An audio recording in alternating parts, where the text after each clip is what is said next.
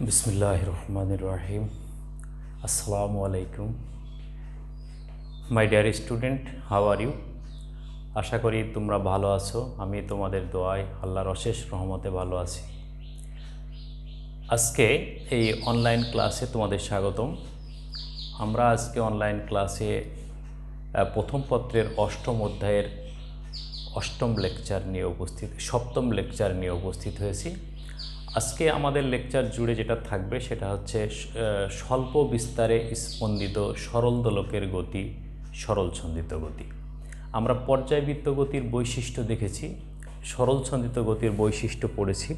সরল ছন্দিত গতির ক্ষেত্রে বৈশিষ্ট্য হচ্ছে যে কোনো গতির ক্ষেত্রে যদি এমন হয় যে ত্বরণ সবসময় একটা নির্দিষ্ট বিন্দু অভিমুখে ক্রিয়া করে বা বলও সবসময় একটা নির্দিষ্ট বিন্দু অভিমুখে ক্রিয়া করে এবং ওই বল কর্তৃক সৃষ্ট সরণ বা ত্বরণের সঙ্গে সরণের সম্পর্ক হচ্ছে সমানুপাতিক এবং ত্বরণের সঙ্গে সরণ হচ্ছে বিপরীতমুখী, অর্থাৎ এ প্রপোর্শনাল টু মাইনাস এক্স।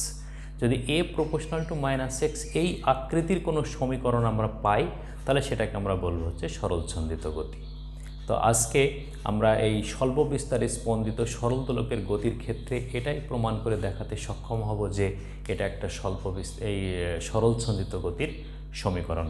আর এর সাথে আছে আমি doctor Aliuddin, Sahiuddin degree college. তো চলো, আসলে পর্যায়বৃত্ত গতি হচ্ছে যে কোনো বস্তু যদি নির্দিষ্ট বিন্দুকে কেন্দ্র করে বা নির্দিষ্ট অক্ষের চতুর্দিকে একটা নির্দিষ্ট সময় পর পর অভিমুখ পরিবর্তন না করে একই বিন্দুতে ফিরে আসে তাহলে সেটাকে বলা হয় পর্যায়বৃত্ত গতি। আর এই পর্যায়বৃত্ত গতি সম্পন্ন কোনো বস্তুকণার গতির অর্ধেক সময় একদিকে, বাকি অর্ধেক সময় যদি বিপরীত দিকে চলে তাহলে সেটাকে বলবো আমরা সরল ছন্দিত গতি, সিম্পল হারমোনিক মোশন। তো সেই সিম্পল হারমোনিক মোশন যে সরল ছন্দিত গতি তার প্রমাণ আমরা আজকে এখান থেকে পাবো।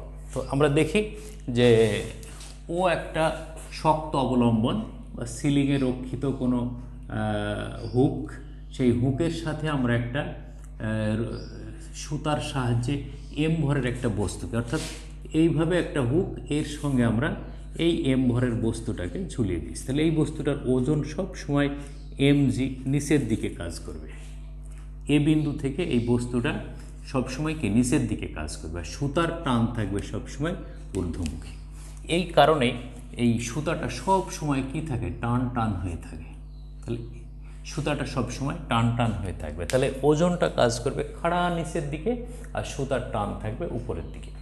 এই অবস্থায় এই এ বিন্দুটাকে আমরা বলছি সাম্যাবস্থান। তাহলে এই সাম্যাবস্থান থেকে যদি আমরা এফ বলে এটাকে বি এর দিকে ঠেলে দিই তাহলে কি আমরা বল প্রয়োগ করছি কোন বরাবর, আসলে এই বরাবর বল প্রয়োগ করছি। এইটা আমাদের প্রযুক্ত বলের অভিমুখ, ঠিক আছে। তাহলে এই প্রযুক্ত বলের অভিমুখের কারণে যেহেতু এটা ও বিন্দুতে আটকানো আছে তাহলে এটা বি বিন্দুতে যাবে। তাহলে বি বিন্দুতে যখন গেল, বি বিন্দুতে যে থেমে, অর্থাৎ ভি ইজ ইকুয়াল টু 0 হয়ে, যেহেতু বি বিন্দুতে যে থামে ওতে ভি ইজ ইকুয়াল টু 0, থেমে আবার এই দিকে হচ্ছে অগ্রসর হতে থাকে। এখন এ থেকে বি এর দিকে যখন অগ্রসর হচ্ছে তখন এইটা কি হচ্ছে, এক্স সরণের সৃষ্টি হচ্ছে। এ বিন্দুতে গিয়ে সরণের সর্বোচ্চ মান কত, এক্স ইজ ইকুয়াল টু এ, যেটাকে আমরা বিস্তার বলি। তাহলে এ বিন্দুতে গিয়ে সর্বোচ্চ সরণের মান কত, এ। তাহলে এক্স হচ্ছে এ থেকে বি অভিমুখে সরণ। তাহলে যেহেতু বস্তুটা বি বিন্দুতে যেয়ে থেমে গেল, তাহলে বি বিন্দুতে যেয়ে থেমে গেল তার মানে এই বস্তুটার ত্বরণ নিশ্চয়ই এই বি বিন্দুর বিপরীত অভিমুখে, অর্থাৎ এই অভিমুখের একটা ত্বরণ কাজ করে। তাহলে আমাদের প্রযুক্ত বল এদিকে আর ত্বরণ কাজ করছে এদিকে। তাহলে এই অবস্থায় কি হবে, আমরা এই বিন্দুতে যে এর গতির বিশ্লেষণ করে আমরা এখান থেকে দেখাবো যে এ প্রপোর্শনাল টু মাইনাস এক্স। যদি এইটা আমরা দেখাতে পারি তাহলে এই সরল দোলকটার গতি হবে সরল ছন্দিত গতি। আমাদের এখানে যে কোণটা সৃষ্টি হয়েছে সেই কোণটার নাম থিটা, এটাকে বলা হয় কৌণিক বিস্তার এবং এর মান লেস দ্যান 4 ডিগ্রি হতে হবে, অর্থাৎ খুব অল্প পরিমাণে ঠেলে দিতে হবে। যদি অল্প পরিমাণে ঠেলে দিই তাহলে এখানে সৃষ্ট কোণের মান কী হবে, খুব কম হবে।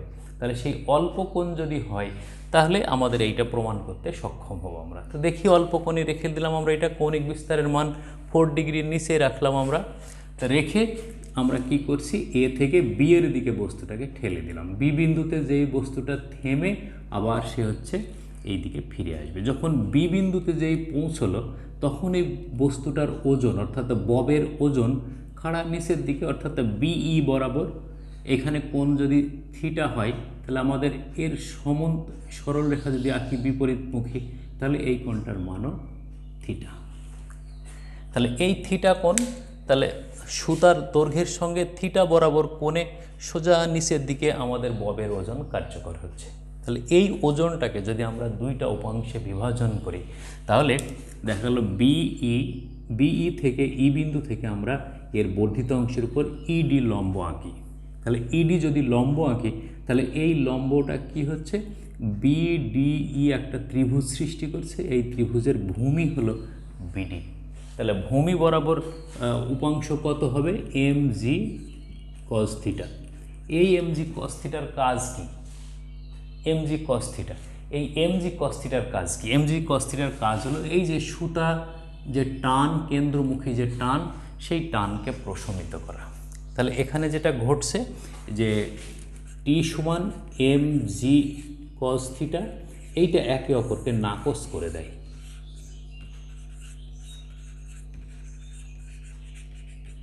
একে অপরকে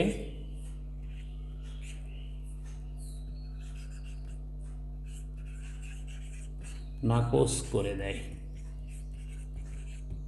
অর্থাৎ নিষ্ক্রিয় করে দেয়। একটা অপরটা সমান এবং বিপরীতমুখী হয়, একে অপরকে নিষ্ক্রিয় করে দেয়। তাহলে এখন বাদ থাকছে কোনটা, লম্ব উপাংশ। লম্ব উপাংশ কোনটা, লম্ব উপাংশ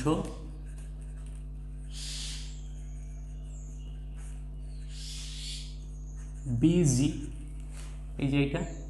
তাহলে বিজি সমান তো ডিই, এইটা সমান হলো তাহলে কত হবে, এটা সমান আমাদের M G sine theta, M G sine theta. তাহলে লম্ব উপাংশ যেটা থাকছে আমাদের ডিই, এটা সমান বিজি, এইটা সমান হলো কত, M G sine theta, M G sine theta. এখন এই এম জি সাইন থিটা যেটা আমরা এ থেকে বস্তুটাকে বি এর দিকে ঠেলে দেওয়ার জন্য যে বল প্রয়োগ করেছিলাম, সেই বলের সমান বলে বি বিন্দু থেকে বস্তুটাকে আবার এ বিন্দুর দিকে ফিরিয়ে আনতে হবে। সেই ফিরিয়ে আনার জন্য যে বল কাজ করে সেটা হচ্ছে আমাদের ওই ববের ওজনের উপাংশ এম জি সাইন থিটা। তাহলে এখানে আমরা কি বলতে পারি যে F is equal to minus M G sine theta. এই বল দুইটা পরস্পর সমান এবং বিপরীতমুখী। তাহলে এখানেও বল দুইটা সমান ও বিপরীতমুখী ছিল, T is equal to M G cos theta, কিন্তু একে অপরকে নিষ্ক্রিয় করে দিয়েছে। কারণ হচ্ছে এরা হলো, এদের ক্রিয়াবিন্দু ছিল একটা ক্রিয়াবিন্দু ছিল, সেই একটা ক্রিয়াবিন্দুতে সমান ও বিপরীতমুখী বল একে অপরকে নিষ্ক্রিয় করে দিয়েছে। কিন্তু এখানে এদের ক্রিয়াবিন্দু কিন্তু একটা না, একই বিন্দুতে এরা ক্রিয়া করছে না, যার কারণে এরা একে অপরকে নিষ্ক্রিয় করছে না। এ যাচ্ছে ওই দিকে, তাকে নিয়ে আসছে বিপরীত দিকে। তাহলে এই অবস্থায় আমরা লিখতে পারি F is equal to M G sine theta. কিন্তু এফ ইজ ইকুয়াল টু যেহেতু এম এ, তাহলে M A is equal to minus M G sine theta, বা A is equal to minus G sine theta. এখন এই থিটার মান, theta is less than 4 degree, সুতরাং ক্ষুদ্র কোণ, থিটার মান যেহেতু লেস দ্যান 4 ডিগ্রি, তাহলে থিটা আমাদের কাছে গিয়ে একটা ক্ষুদ্র কোণ। তাহলে থিটা যদি ক্ষুদ্র কোণ হয় তাহলে sine theta is approximately equal to theta, এটা আমরা লিখতে পারি।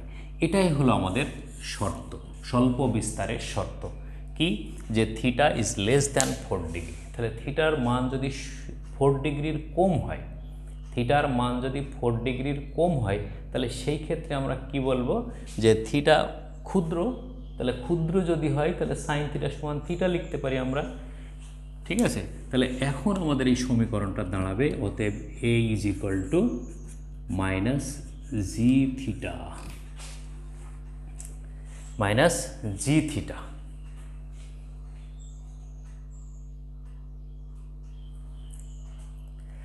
তাহলে থিটা সমান কি জানি আমরা,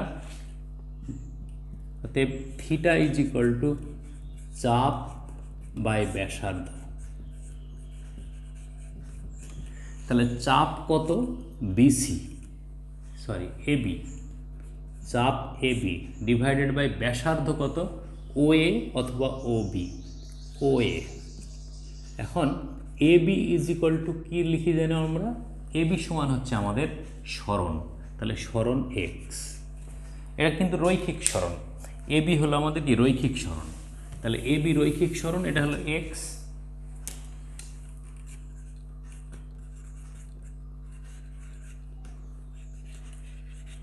তাহলে এটা বৃত্তের অংশ, কিন্তু আমরা রৈখিক সরণ কেন বলছি, কারণ ওই যে কৌণিক বিস্তার 4 ডিগ্রির কম হওয়াতে আমাদের এই অংশটুকু কি রৈখিক সরণ কাজ করছে। বৃত্তের উপরে ক্ষুদ্র স্পর্শকের ন্যায় বা স্পর্শকের থেকে সামান্য বেশি দূরত্ব হিসাবে এইটুকু পরিগণিত হচ্ছে, অর্থাৎ এ বি। তাহলে এই এ বিটা হচ্ছে কি আমাদের রৈখিক সরণ। আর ও এ সমান ও বি, এটা সমান হলো এল কার্যকরী দৈর্ঘ্য।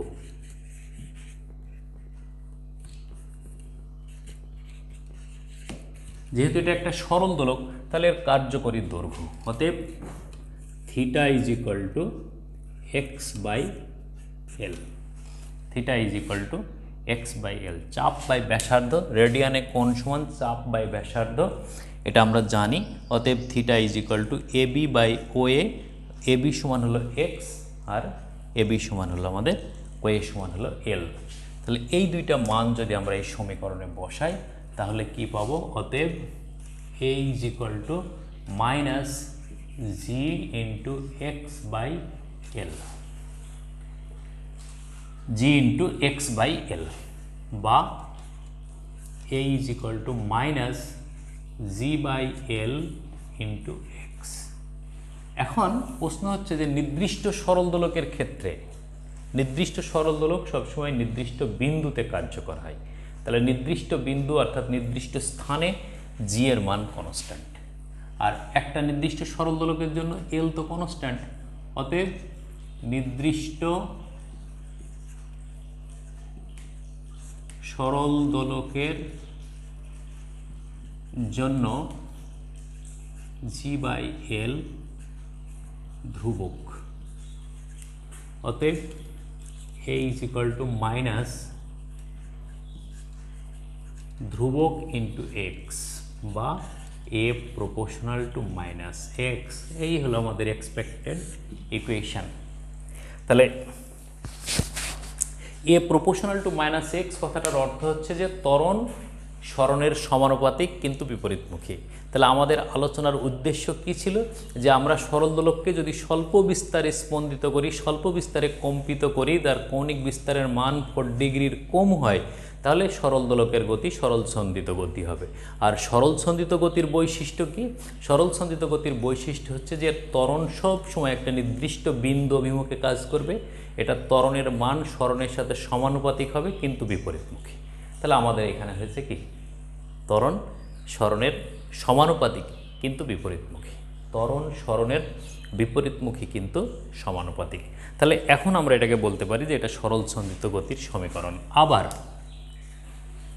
শুধু এটাই না, আমরা এর পর্যায়কাল বের করেও দেখতে পারি, এর পর্যায়কালও দেখাতে হবে। তাহলে সেই ক্ষেত্রে আবার A is equal to minus omega square X, এটা আমরা জানি,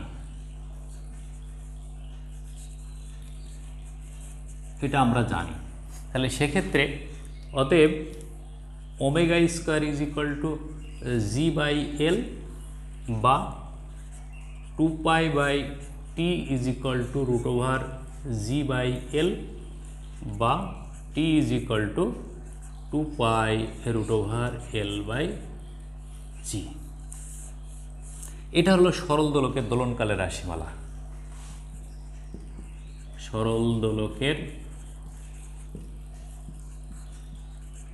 দোলনকাল। তাহলে যেহেতু সরল দোলকের দোলনকালের রাশিমালাও আমরা এই সমীকরণ থেকে পাচ্ছি, তাই না? তাহলে এই সরল দোলকের এই সমীকরণের ক্ষেত্রে ধ্রুবকের মান কত? g/l। তাহলে g/l-কে নিয়ে আমরা মূল সমীকরণ, যেটা সরল ছন্দিত গতির মূল সমীকরণ a = -ω²x, এই সমীকরণের সাথে সমতা এনে দেখছি আমরা।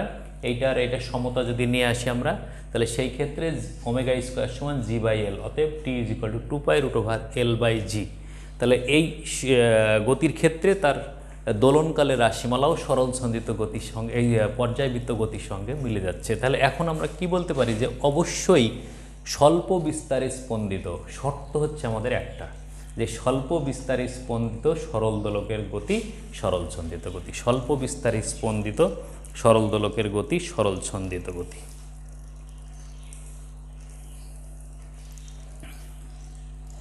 ক্লিয়ার?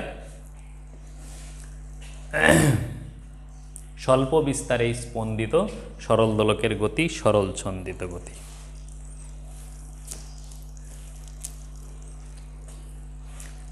তো ঠিক আছে, এটা আশা করি তোমরা বুঝতে পেরেছো, এবং এই শর্তটাই মনে রাখবে যে স্বল্প বিস্তারে স্পন্দিত সরল দোলকের গতি সরল ছন্দিত গতি। তো ভালো থাকো তোমরা, সুস্থ থাকো, আল্লাহ হাফেজ।